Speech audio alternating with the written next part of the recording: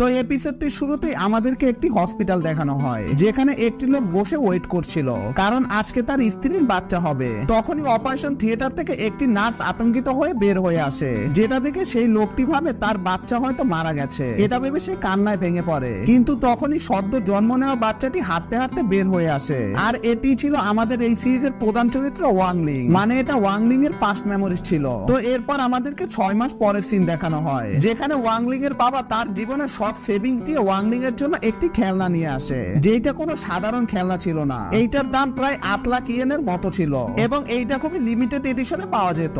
তারা 6 মাস ধরে চেষ্টা করার পর এটিকে কিনতে পেরেছে। যেহেতু এখানে সব বাচ্চাদের ভেতরে স্পিরিচুয়াল পাওয়ার অর্থাৎ জাদু রয়েছে, তাই তারা ছোটবেলা থেকেই সবকিছু বুঝতো। ওয়াংলিং এর তার প্যারেন্টসের ন্যাকামি দেখে উইয়ার্ড লাগছিল।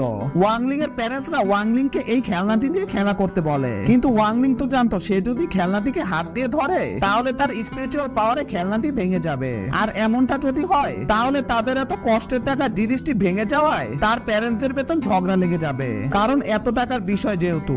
আর এমনও হতে পারে এটির জন্য তাদের সংসারও ভেঙে যেতে পারে। ওয়াংলিং তার প্যারেন্টসের সংসার বাঁচানোর জন্য তার প্যান্টে শুশু করে দেয়, যাতে তার আর এটা না ধরা লাগে। ওয়াংলিং এর ভেতরে এত বেশি স্পিরিচুয়াল পাওয়ার রয়েছে, তাই সে এটিকে সবসময় তার প্যারেন্টসদের থেকে লুকিয়ে রাখে, যাতে তার প্যারেন্টস এটা নিয়ে কোনো টেনশন না করে। কিন্তু যখন তার 10 বছর বয়স হয় তখন সে অনিচ্ছাকৃত বশত টুনসনকে হারায়, আর সেটি তার প্যারেন্টসরা দেখে ফেলে। তারা এটা দেখে অনেক টেনশনে পড়ে যায়, কারণ একজন মানুষের ভেতরে এত বেশি স্পিরিচুয়াল পাওয়ার থাকলে সেটা পৃথিবীর জন্য অনেক ভয়ঙ্কর হয়ে দাঁড়াবে। তারা ওয়াংলিং এর স্পিরিচুয়াল পাওয়ার দাবিয়ে রাখার জন্য অনেক রকম ভাবে চেষ্টা করে, কিন্তু কিছুতেই কোনো কাজ হয় না।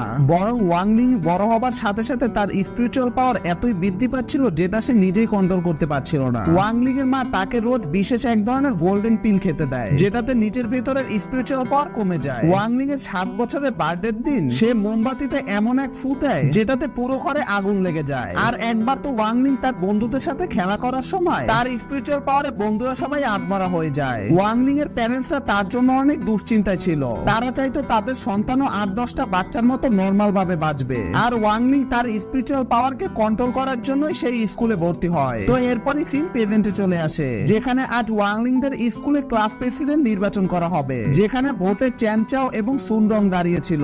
আমি এর আগের এপিসোডে অনেকগুলো নামের কথা ভুল উচ্চারণ করেছিলাম। অ্যাকচুয়ালি ওরা চাইনিজ ভাষায় কথা বলার কারণে ওদের কথা আমি অনেক জায়গাতেই ঠিকমতো বুঝতে পারিনি। তবে আপনারা কমেন্টে আমাদের ভুলগুলো ধরিয়ে দিয়েছেন, যার কারণে আমরা এখন থেকে ভুলগুলো সংশোধন করতে পারবো। এদিকে চ্যান চাও এবং সুনরং তাদের নিজেদের মতো প্রচারণা করছিল ভোটিং এর জন্য।